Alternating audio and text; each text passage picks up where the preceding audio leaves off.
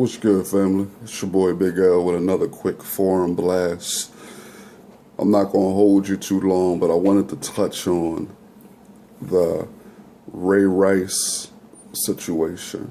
And I'm going to go in full detail with this topic tomorrow night on the forum at 9 p.m. on cvoiceradio.com. But I wanted to touch on a few things real quick this morning.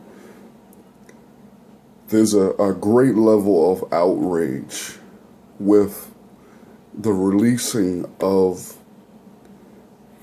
new footage, for lack of a better phrase, on the Ray Rice situation.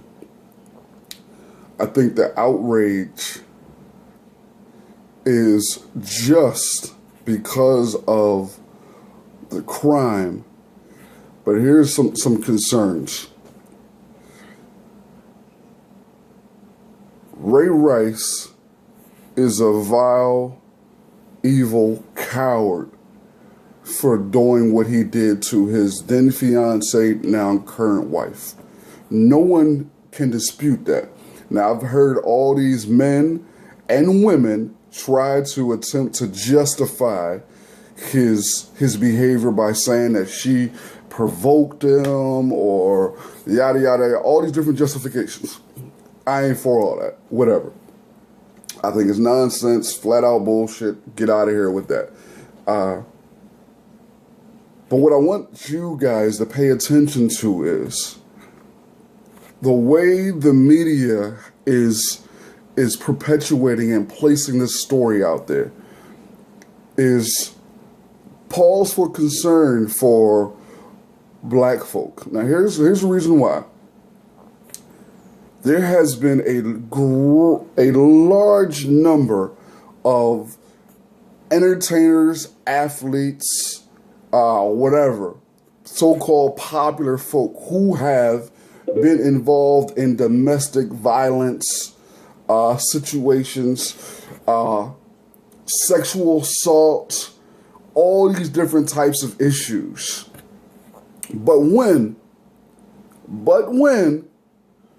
a black man is accused, put out there, there is something that is different with the language that is put out there describing it. When other athletes of different skin tone were in the very similar situations as Ray Rice. Now, the difference may be there was no video, but there are several athletes specifically who were arrested for sexual assault, who were arrested for domestic violence. You got athletes who are playing in the NFL right now who have been accused on numerous occasions for sexual assault.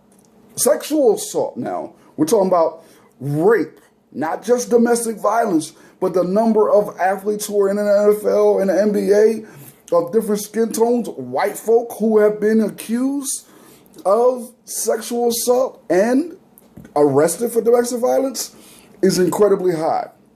Now, I understand because of the way Black America has handled domestic violence towards black women in the past and currently still has been horrendous. It's been egregious. No one can dispute that. No one can dispute the fact that we have protected or not protected our women to the level that they have deserved, and the way that we claim to love and value them, we have not demonstrated that in our level of protection and care in regard specifically in the context of this conversation, domestic violence. We failed at that. We failed at that. So when we see Ray Rice on that video doing that evil, vile thing to his then fiance, now wife, all of the outrage of how we have poorly handled domestic violence in our community for generations is being heaped and rained upon Ray Rice.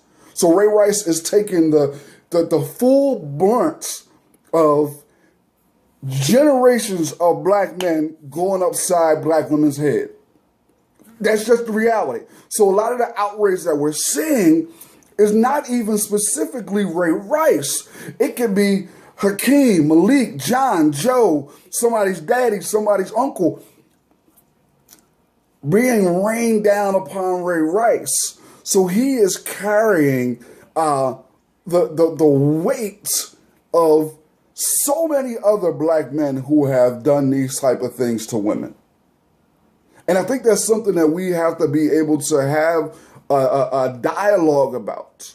I think this is an important, unfortunate opportunity that we can benefit from by beginning to have honest dialogues about domestic violence and protecting women. And I think these are conversations that men, real men, should be sparking with other men. I think that's the area that is incredibly lacking. And when women are having these conversations, brothers, one of the first things we should do is shut up. Just shut up. Don't have no conversation. Listen.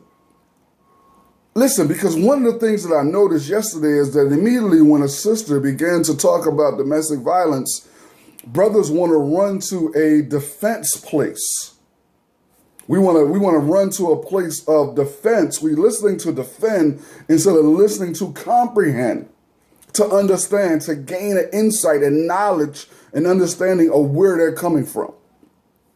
Yeah, there was a whole lot of generalizations thrown out yesterday.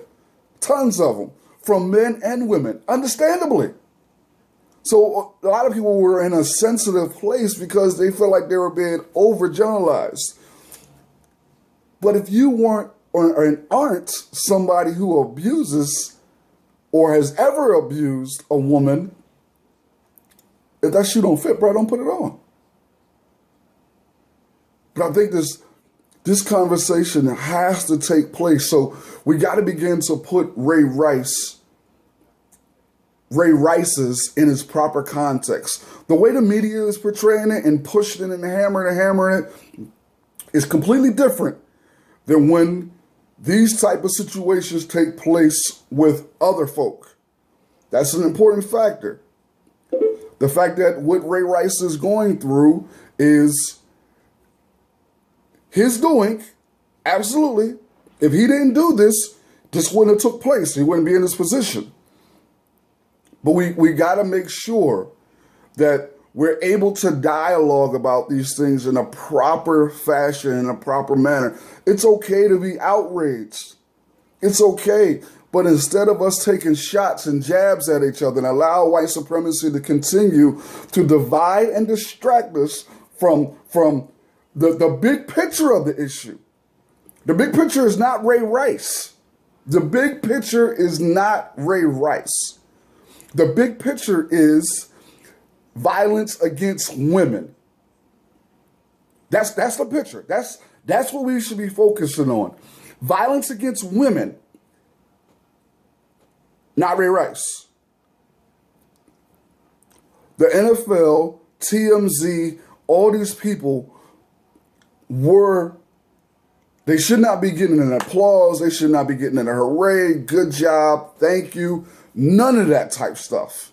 Because they only did what they did as a response and as a reaction to people's outrage over the footage. That's very important for us to understand, man. They don't get no badge of honor for what the hell they did. They don't give a damn about you. They only did it to save their money. That's it. It was a financial decision, family. They didn't do that because they care about Ray Rice's wife. They don't give a damn about her. And the reason why I say, because they had the very first video, and I believe, honestly, they had all this footage from the beginning. I don't give a damn what they say. I believe that you had all the footage from the beginning. And here's why I believe that. The initial video shows that she was unconscious and being drugged out of the elevator. If I see that footage, the first question that I'm asking is, well, how the hell she get unconscious? What happened in the elevator to make her be unconscious? I'm asking questions. And if Ray Rice was so-called forthcoming in his interviews with Roger Goodell after that initial video came out, if he was so forthcoming and y'all gave him so much praise because he was so damn honest, did he tell y'all that part? Did he tell y'all? We have to be consistent with our level of outrage. We can't continue to allow the media to dictate when, or more specifically, how we're upset. So, man, I'm looking forward to tomorrow night's show where we can dig into this topic even further, man. I think it's an important topic to discuss. I think we need to begin to have it. I encourage everyone who is listening and who will listen tomorrow night, begin to have these type of discussions with friends and family. Let's just chop this up, man. It's time to end this cycle of violence that we are perpetuating. Men are perpetuating against on women. I love you guys. Thank you for taking a few minutes out, man, to listen to another episode of your boy Big L with a quick forum blast. Till tomorrow night, I'll holler at you.